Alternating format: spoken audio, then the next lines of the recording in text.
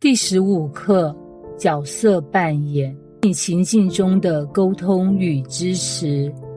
婚姻里，沟通和支持是2大支柱，但很多夫妻在实际情境中往往缺乏这2项技能。角色扮演作为一个模拟练习，可以帮助夫妻跳出日常的思维惯性，重新审视彼此的行为模式，并试着用新的方式相处。有趣的是，角色扮演不仅可以让你站在对方的角度思考，还能减少严肃对话带来的压力，用更轻松的方式解决深层问题。婚姻就像开车，角色扮演就像驾驶模拟器。与其等真正撞车后再后悔，不如在安全的环境里练习，学会如何避开危险。如何进行？角色扮演最重要的目的是模拟真实情境，帮助夫妻练习在压力或冲突中如何用更好的方式表达需求与支持对方。以下是3个步骤。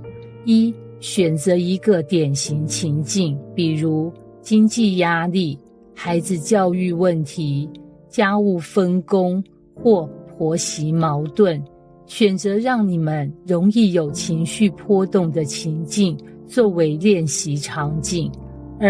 分配角色与目标，一方扮演自己，另一方则可以扮演对方或其他角色，例如孩子、婆婆、上司。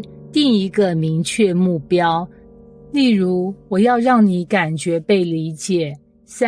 进行角色交换与反思，练习后交换角色，看看站在对方立场时会不会发现彼此沟通中的盲点。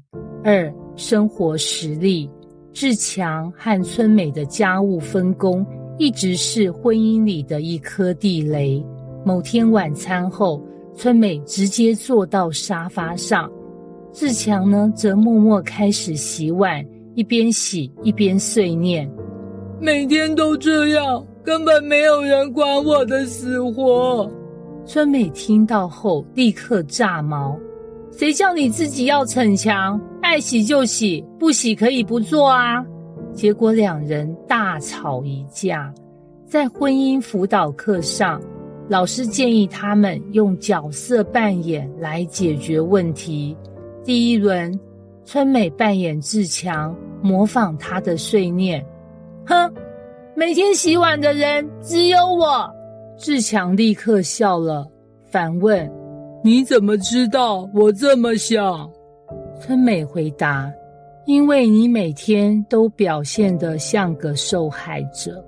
第2轮，角色交换，志强扮演春美，一吃完饭就葛优躺，嘴里说：累死了，洗碗又不是人生大事。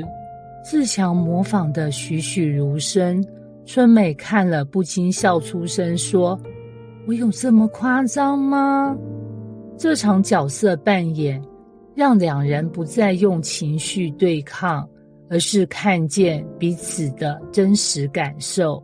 他们发现，其实志强需要的是被感激，春美需要的是片刻的放松。最后，他们协议轮流洗碗，谁洗碗谁就可以选下次的电影。角色扮演的核心技巧是沟通与支持。确认对方的情绪与需求。角色扮演的目的之一是让彼此更理解对方的内心世界，因此练习时要学会用确认的方式回应，比如：我听出来你觉得我很少帮忙分担，对吗？看起来你很累，你希望我多主动帮忙，是吗？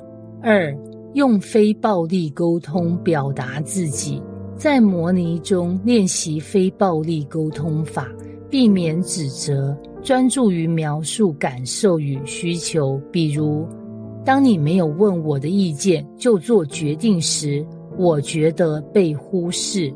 我希望下次我们可以先讨论。3. 尝试对方的视角，找到新的解决方法。角色扮演让你模拟对方的行为模式，并思考如果是自己会如何处理同样的情境。4. 实作练习夫妻角色扮演的场景与指导。场景1：财务压力下的支持。背景：丈夫刚换工作，收入减少，妻子担心未来。角色设定：一人扮演担忧的妻子，另一人扮演压力下的丈夫。目标：练习如何用支持的方式表达担忧，而不是制造更多压力。对话范例：妻子：我知道你最近压力很大，但我也很害怕，我们可以一起讨论怎么安排支出吗？丈夫：谢谢你告诉我你的想法，我真的很需要一点时间去适应新工作。场景2：孩子教育问题。背景：孩子成绩下降，夫妻对教育方式有不同看法。角色设定：一人扮演严格的家长，另一人扮演宽松的家长。目标：练习如何尊重彼此的教育理念，找到折中方案。对话范例：严格的家长：我觉得我们应该给他更多压力，让他知道学习的重要性。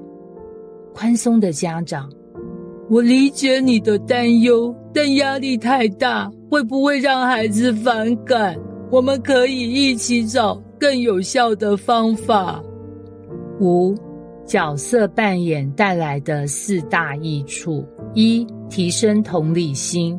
当你模拟对方的角度时，你会更明白对方的压力和需求，减少彼此的误解。2. 降低冲突的情绪张力。在轻松的模拟环境中，夫妻更容易冷静处理问题，而不是被情绪牵着走。3. 发现新的解决方案。角色扮演提供了一个创意空间，让夫妻用不同方式试探问题的解决之道。4. 加深情感连结。当你愿意用心模仿对方，对方会感觉到被理解，从而增强感情。6. 持续练习，让角色扮演成为婚姻的日常工作。1.